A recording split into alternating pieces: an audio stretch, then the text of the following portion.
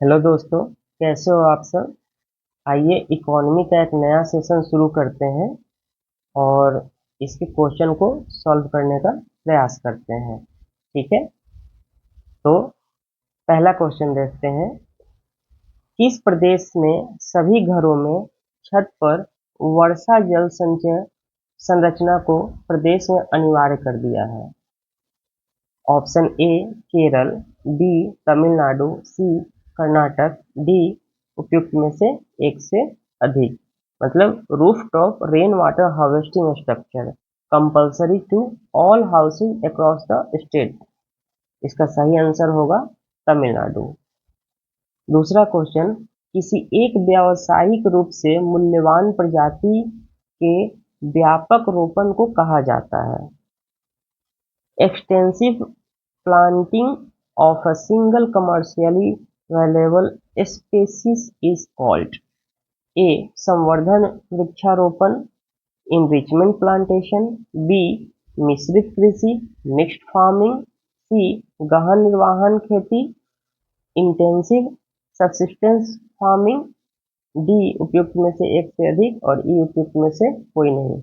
इसका जो सही आंसर होगा ए होगा enrichment plantation। तीसरा, भारत सरकार ने 2023-24 के लिए अन्न उत्पादन का लक्ष्य तय किया है। ठीक है, the government of India has target of food grains production for 2023 to 24 crops year is A 401 million ton, B 332 million ton, C 254 million ton. तो इसका जो सही आंसर होगा नॉन ऑफ दिस होगा, बिकॉज सरकार ने जो टारगेट रखा है वो 328 पॉइंट समथिंग मिलियन का है। ठीक है, तो इस प्रकार इनमें से कोई नहीं। निम्नलिखित में से कौन सा विश्व स्तर पर लोगों को जोड़ने में भूमिका नहीं निभाता? कौन सा जोड़ता नहीं है? Not play in connecting people globally. उपग्रह प्रसार, satellite broadcasting, B internet, C companies, more than one of the above, E none of the above. तो बेसिकली ये सभी जोड़ने का काम करते हैं, इसलिए उपयुक्त में से कोई नहीं। पांचवा क्वेश्चन, लीड पाइप के बारे में निम्नलिखित में से कौन सा सत्य नहीं है? लीड पाइप उच्च जंग प्रतिरोधी होते हैं। Lead pipes are highly resistant to corrosion. B. They have low hydraulic coefficient of flow. उनके पास प्रवाह का हाइड्रोलिक गुणांक कम होता है। C. लीड पाइप अत्यधिक लोचदार होता है, मतलब फ्लेक्सिबल होता है। उपयुक्त में से एक से अधिक और कोई नहीं। तो यहाँ पूछ रहा है सत्य नहीं है, ध्यान देना है। तो ये सत्य है, ये भी सत्य है, परंतु यहाँ कम लिखा है, मतलब लो लो नहीं होता है बल्कि उच्च होता है, मतलब हाई होता है। ठीक है, भारत में एशियन चीता विलुप्त प्रजाति घोषित हुआ किस वर्ष हुआ? Option A 1965, option B 1960, option C 1950। The Asian cheetah was declared extinct in India in year।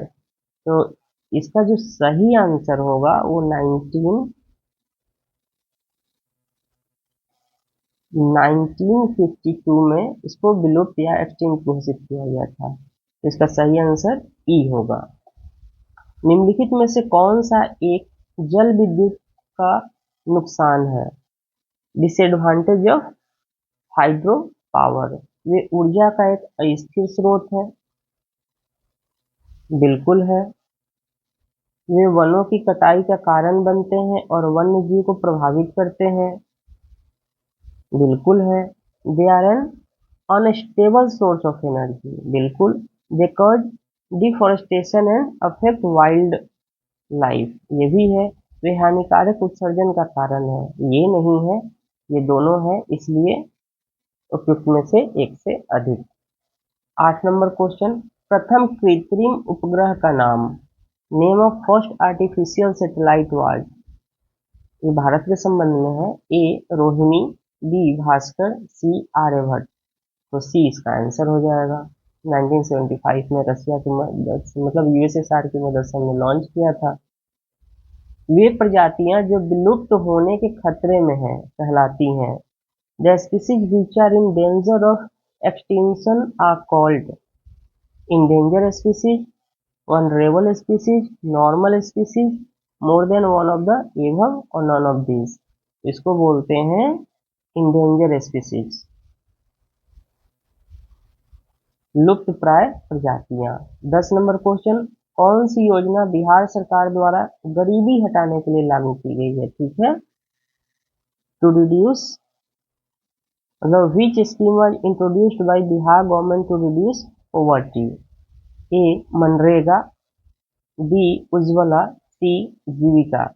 देखिए, मनरेगा भी जो है, उज्ज्वला भी और जीविका, ये तीनों ही पॉवर्टी को हटाती है, परंतु बिहार सरकार का स्कीम है वो जीविका मिशन है। ठीक है, मनरेगा आपको पता ही है, परिवार के जो व्यस्त सदस्य होते हैं उनको 100 दिनों का रोजगार दिया जाता है, और अगर ये बाढ़ प्रभावित क्षेत्र है तो 150 दिनों का दिया जाएगा, मतलब आपदा प्रभावित क्षेत्र जो होंगे।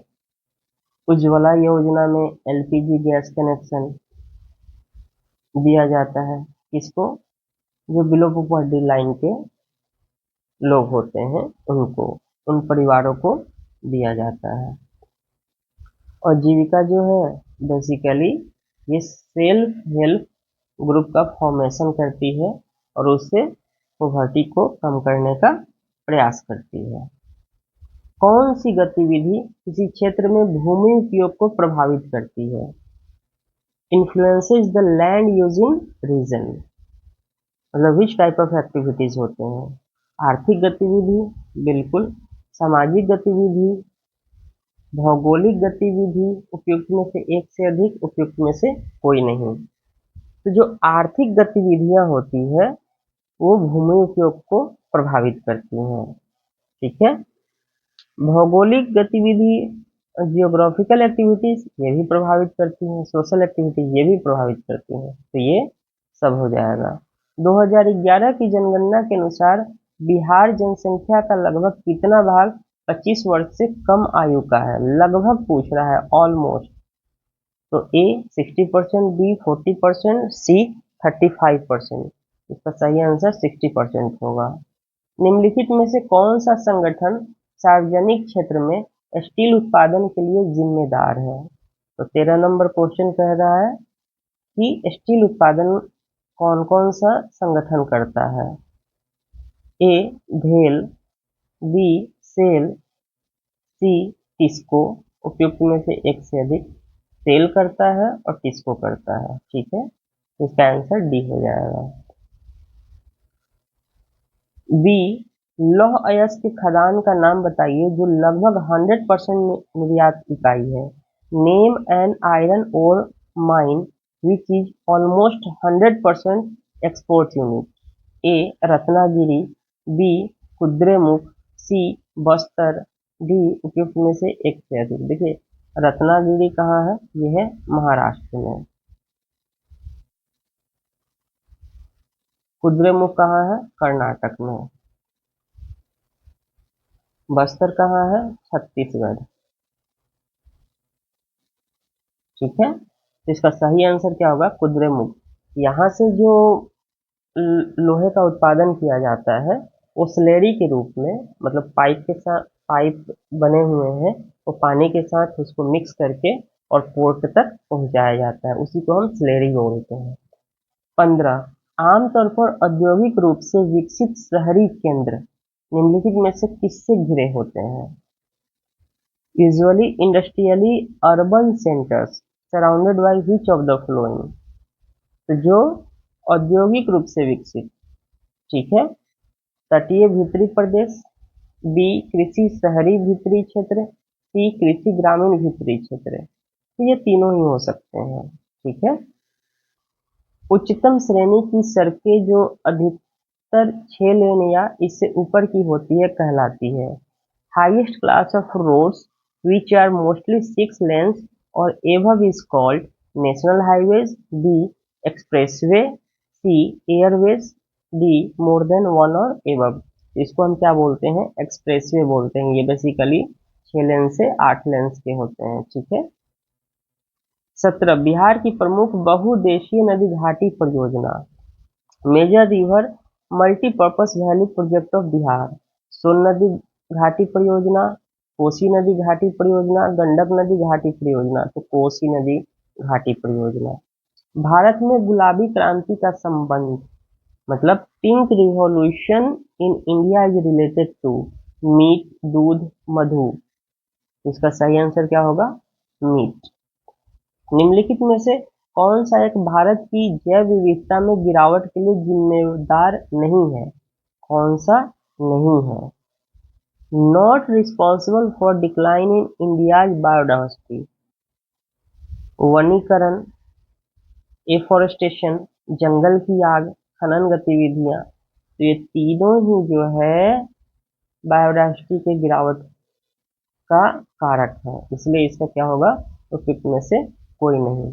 20 नंबर क्वेश्चन, निम्न में से कौन सा सामाजिक आंदोलन बहुउद्देशीय परियोजनाओं के लिए कोई प्रतिरोध नहीं है, मतलब कौन सा ऐसा बहुउद्देशीय परियोजना बना जिसका विरोध नहीं किया गया। Option A Chipko movement, B Narmada Bachao Andolan, C Tehri dam आंदोलन। तो देखिए सब में जो है प्रतिरोध किया गया, तो इसका आंसर उपयुक्त में से कोई नहीं होगा। चिपको मूवमेंट 1973 में चला, नर्मदा बचाओ आंदोलन 1985 में, और टेहरी जो है 1980 में, ठीक है। तो इस प्रकार ये फर्स्ट इकोनॉमी का सेशन हम खत्म करते हैं। अब नेक्स्ट क्लास में हम फिर से इकोनॉमी को कंटिन्यू करेंगे। प्लीज़ आप चैनल को सब्सक्राइब कीजिए, लाइक कीजिए और वीडियो को पूरा देखिए, ये आपके फायदे के लिए ही है। धन्यवाद।